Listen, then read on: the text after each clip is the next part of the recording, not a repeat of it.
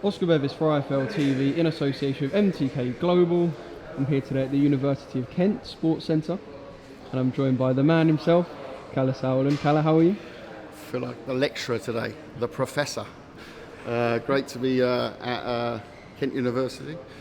I never thought I'd see a place like this. It's an amazing place, very, very impressive where the taxis have gone to. It's a very impressive setup, and Josh Taylor looks in very good nick. I saw Progress has arrived as well very early, so going to see some very finely, superbly conditioned athletes for October 26th and the big final. It is a bit of a different link-up actually, Josh training here. Yeah. I hope he gets his space because there's a lot of people running around, and but they don't know what they're doing. It seems like they have a good camp going here, and certainly an interesting place. I've never seen a boxing camp in a university, but that's cool. It's good. It's good to create interest in the young people around the boxing. In terms of the World Boxing Super Series, of course, it was for some people up in the air at some points, and there was a lot of talk around contractual agreements, etc. Is it just a bit of a relief now that you know that October 26th is going ahead and it's a massive show? Relief on what? On Progress? Or the final? The whole thing. Because I think there was public perception at one point that this may not happen, and what we heard of certain things. I think the only perception was on whether Progress would come for the final. There was much talked about lawsuit to get him out of the final, but that lasted about 4 days. So, if you're in the right, you're okay. So there's no relief. It's a relief as a fan that we'll see this fight. There could have been lots of different things happening, but I think Progress always wanted a fight. I think boxing's a business. It's a hard business, and they both have a great value now. Bigger value than they had when they went into the tournament, obviously. And that's what the tournament does. It generates world titles and value, and so of course there's going to be fun and games about when you ask the world champion to go from America to come to defend in London. But then they realise Scotland, London is also a bit different. So I think Progress himself as an athlete. I think he always knew that this was the final, and he's always said, he's prepared to travel. That's what they signed up to the tournament for. So from that point of view, the relief is that we have the final that we wanted. Which is great. I mean, it's great. It's always amazing when you have a unification fight, but it's even more special when they're both undefeated, and it's even more special on that platform in the O2 in London for the Muhammad Ali Trophy. The winner is the man to beat that division, the absolute number one. That's what we set out to do. They had the behind the gloves yesterday with Sky Sports. Have you seen any of that footage yet? Yeah, no, I've seen a bit of it. Waiting eagerly on the release. This is not. Neither of them are. After boxing, often you get a lot of fun and games, and things being thrown about, and all this, and words being thrown about. They haven't really. They did that at the face-to-face. I saw a few sound bites flowing about, so I think most people saw that. Going to rip his head off. It's one of them. Yeah. Yeah, I think there's a genuine. I don't think I think I've been talking promoter languages. I say they hate each other, but one sees I think one as a flashy American, and the flashy American, let's say, sees him as a simple Brit. It's a very big clash of personalities. Not in terms of that they really hate each other. I think they respect each other, what they do, and they both said that. But when they come face to face, and I think they're so different as characters. I've been around both, obviously, throughout the tournament now. One is from New Orleans and one is from Edinburgh. You're talking about two very different backgrounds, and I guess that's a part. And I think the other part is they're both just desperate to get that upper hand before the fight as well, mentally. Interesting move from Progress to come 3 weeks earlier. I think shows real dedication for big fights. You see a lot of guys going over for big fights to the States, funny enough, like early 3-4 weeks, 5 weeks, 6 weeks early to get the camp time in. Yeah. They do that when it's in when it's in Vegas fights. You see guys going over there very early. But funny enough, when you have fights in Europe, whether it's in England or whether it's in Scandinavia, I've done a lot, or in Germany, Russia, you don't see people come in 3 weeks early. They'll arrive 10 days, maybe 14 days before, but 3 weeks early. It's impressive. So it shows a real sign of dedication. So you reckon that's sort of him trying to make a statement, or just simply that it suits him in terms of his training regime? I think he has a good management team around him. He has a manager called Sam who knows his stuff. He's been around boxing a while, and I think they just sat down and looked at it and said, yeah, look, I think time zone's one thing, of course, but I think more they saw also, hey, you know, the UK, it's not just, they haven't taken this US approach, there's America, and America, but they've looked at that in the UK, actually, some of the best boxers in the world. So to come here and prepare, it's not like saying you've got to go off to, you know, I don't want to insult any countries, but in the middle of nowhere and prepare. Yeah. You're preparing in, I've heard they're training at Peacock, right? Peacock's one of the greatest gyms on this planet. Actually, as a kid, I trained at Peacock, and much respect for the Peacock, and they've chose a great gym, you know.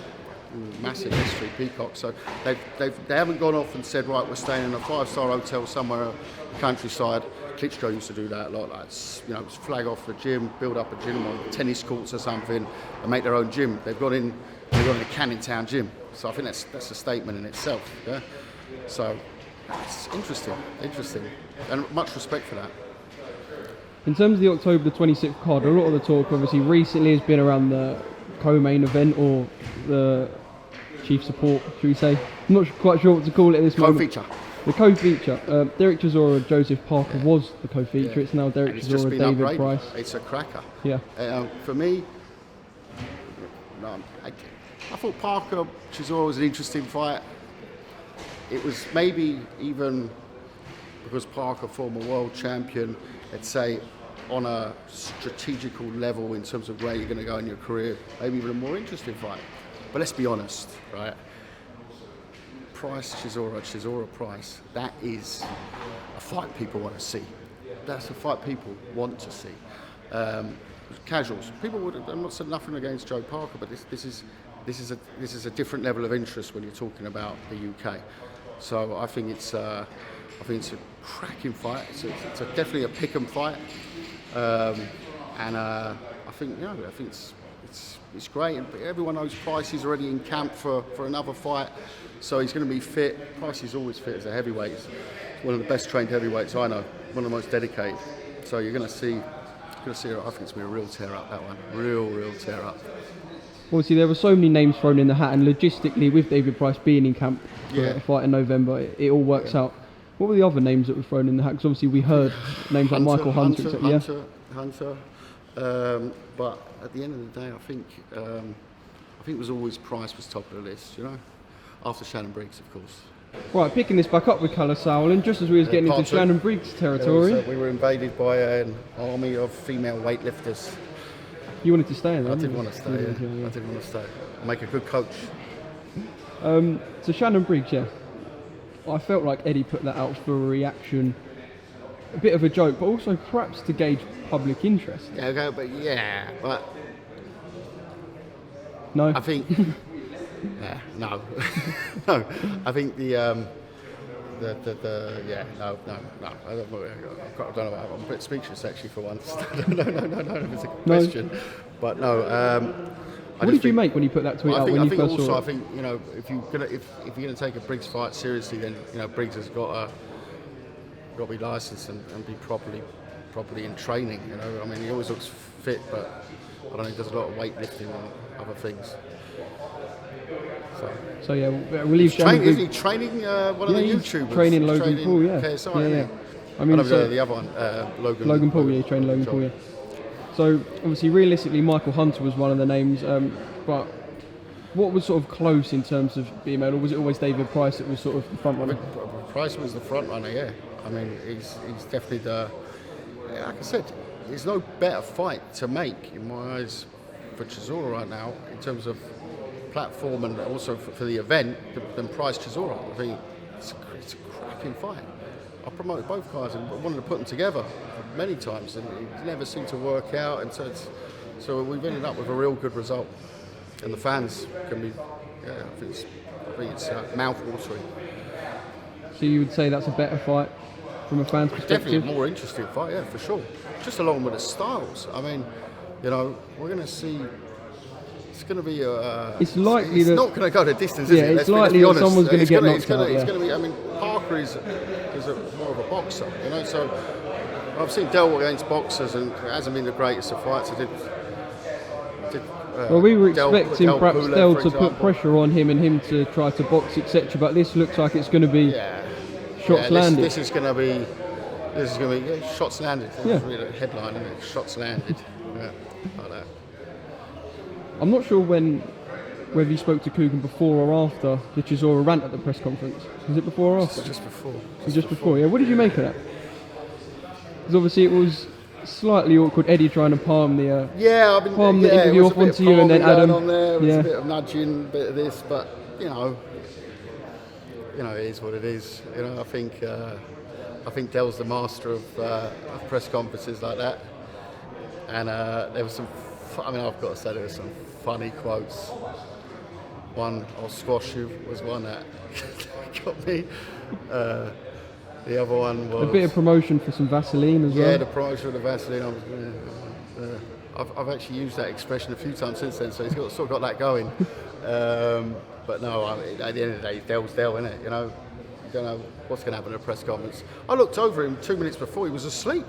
So I don't know, I don't know if he was meditating, but I've seen Del do that before. Actually, just before he threw the table at the first Dillian White fight, I was sitting next to him, and I thought he was nodding off as well. And Do you reckon he plays it over in his mind before he does it? It's one thing, it's definitely not fake, right? He's not fake, right? Del does not fake things like that. Del is authentic like that. He just, I guess he loses the plot, and then the Del's like 10 minutes after hugging and kissing. You know, but it's Del, you know. It's Del over and over, and I guess because Del's lost a lot of fights, but let's not forget the opponents lost to a lot of unlucky ones, you know. So I think that part of Del's personality has kept his market value so high. You know, if we didn't have that personality, we would just, who wants to really see him again, you know? That's the nature of the sport. But because he's such a, say the word fun, but he's marketable. But he's a talking point, isn't he? I mean, he got fucking on a Monday morning or Monday afternoon, he got hashtag Vaseline trending. I mean, he should get sponsorship deal. Rui's got a sponsorship deal for Snickers. Snickers, yeah. He should get one from Vaseline. Yes, obviously. Listen, the sport not only needs talent, it needs characters. Yeah. It needs characters. And Del is a character. End of.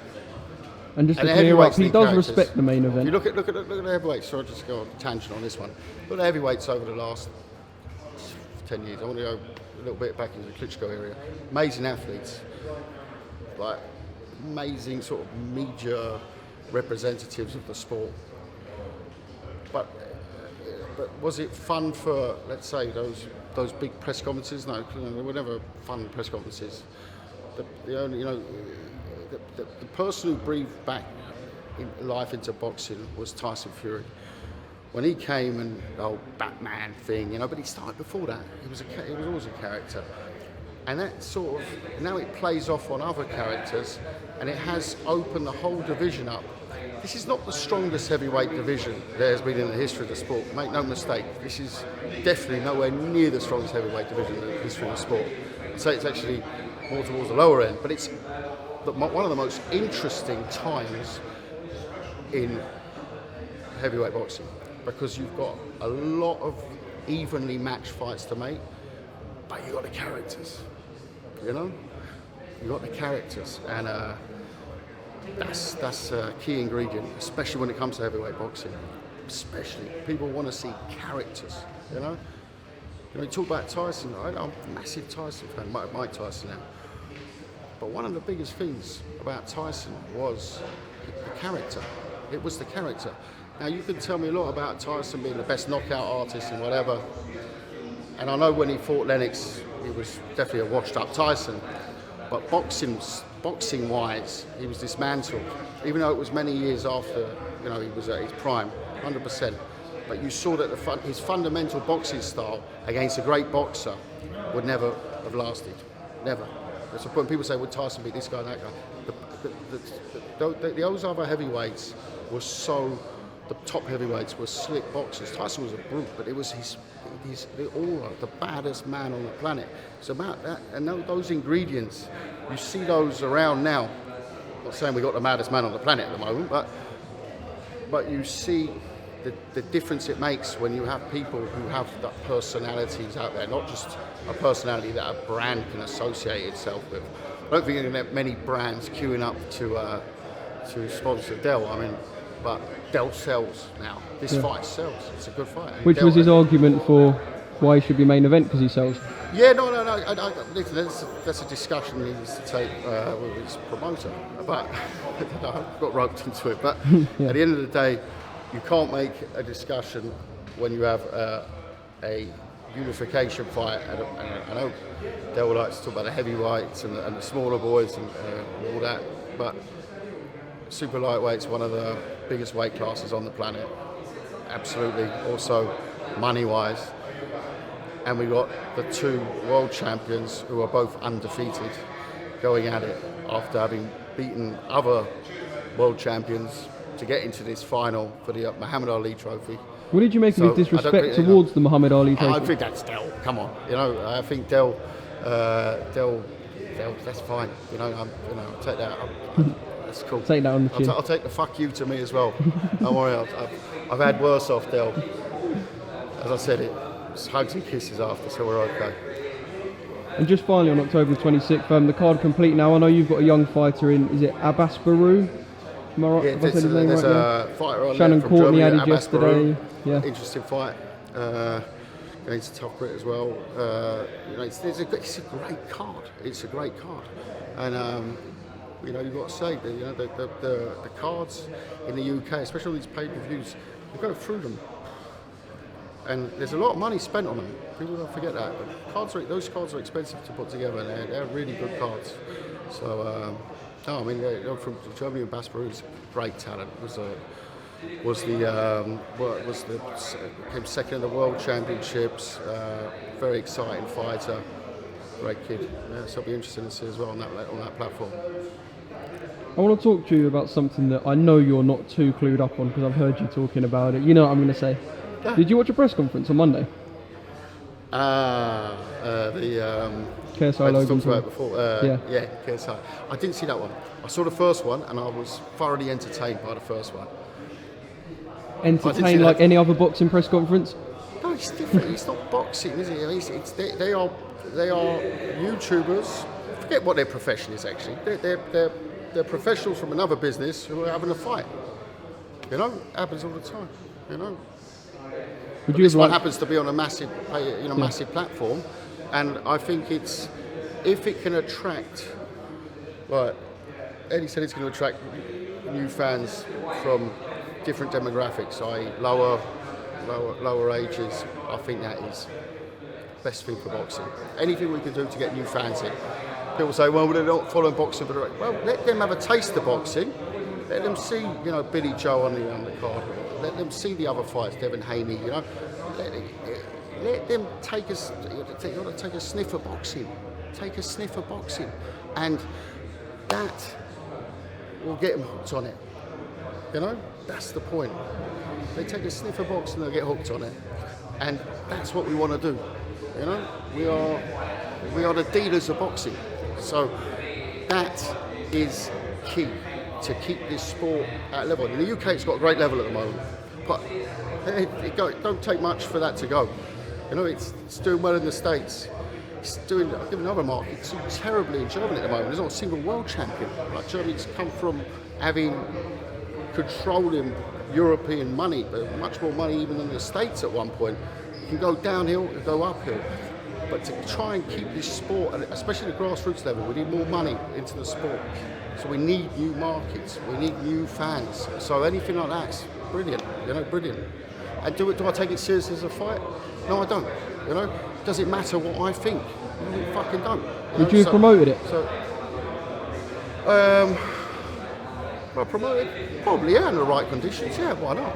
You know, if I could turn it into a boxing thing, I'd have a couple of other ideas I'd do with it, but at the end of the day, I think they've put in a great way of promoting it. I think they've done a great job, you know, and I think, you know, it is what it is. Come on, I mean, it's two guys who can't really fight, who are going to put on 10-ounce gloves now, and they're going to have a tear up.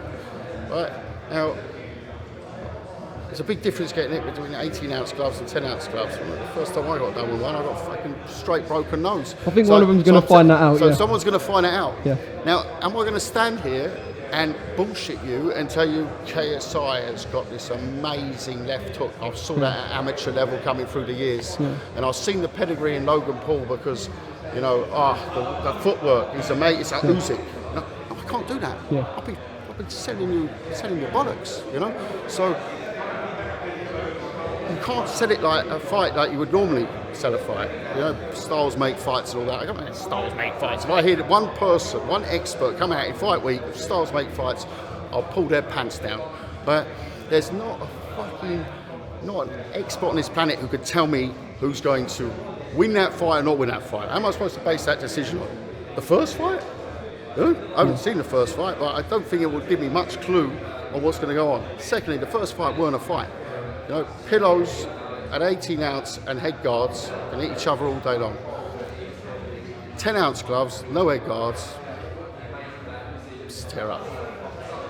So you get a bit of a street fight out of it. They don't really look like the types to have had much street fighting. I think KSI looks the rougher one.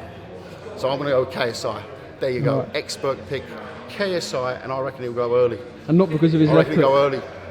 So I'm gonna put my fucking everything on the line here. KSI, round 2 with a vicious knockout, left hook. With the left hook, right? Yeah. There you had it. You had it first. There you go. And that's the only opinion that matters. Exactly. Absolutely. Just finally, I want to talk about Series 3 of the World Boxing Super Series. What's this heavyweight stuff that I'm hearing? That's not just pure rumour yet. I heard you want Dillian involved. The winner of Chisora-Parker, the winner of Chisora-Price. No, I don't know this one now. No, I mean, look, like I said, you go down every weight from minimum weight to heavyweight, and you have a look. You look at what champions are available. What economics are involved. You know, do we go 2 weights? Do we go 3 weights? 4 weights? Do we look at the females? But I've got and it changes so quickly. You know, it changes so bloody quickly. So, you know, I think the heavyweights. You know, you've got let's say the big 3 or the big 4. You know, and then you've got a load of great fighters as well after that. Would you have to drop to the sort of level of the up and coming heavyweights, so the likes of Philip Hrgovic? And that's the thing. If I was doing that separately, I think that's a great fun idea. But it's not really what WBSS sets out to do. It's the only trophy is to find the true champ. So, yeah, we could do it, but it would be. I think it's a fun idea. I think the promoter should go out and do it. Is it one for us? I don't think so. To answer it, I just think that we're about looking at, and we might go even smaller weights, or maybe go back to some of the heavier weights. But the key will always be to try and get at least a couple of world champions in. It's a blend of interesting people in there as well. We saw in his first season with the super mids. It wasn't just about the champs; it was about getting those storylines in there, you know. And that's what we do. And big UK interest in the super middle, the first super middle division. Of course it was, and it was a little bit of the target as well, and it worked. You know, it worked. You know, you had 4 UK guys in to start with. Will we go back more UK loaded next season? Please do. I think there might be a chance of that. Best place to promote, really. Of course. Right, Kalle Sauerland, is anything else you'd like to add? I can add a lot of things, but you ain't got the time.